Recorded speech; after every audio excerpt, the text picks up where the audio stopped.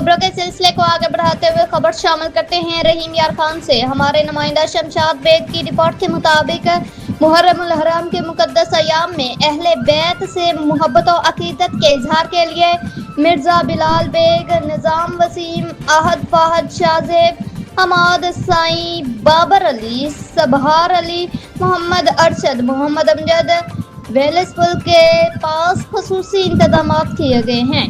इंशाअल्लाह आज शाम 7 बजे हज़रत अली असगर अलैहिस्सलाम का झूला और हज़रत कासिम अलैहिस्सलाम की मेहंदी का जुलूस हमारी दुकान से बरामद होगा, जिसमें तमाम आशिकाने अहले बैत को शिरकत की दावत दी जाती है।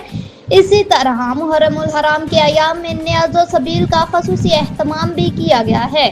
8 मुहर्रम उल हराम दूध की सबील, 9 मुहर्रम उल हराम चाय और पापों की सबील, 9 मुहर्रम की शब हलीम के साथ चने और पराठों की न्याज, 10 मुहर्रम उल हराम यौम आशूरा हलीम, पराठे और चने की वसी न्याज।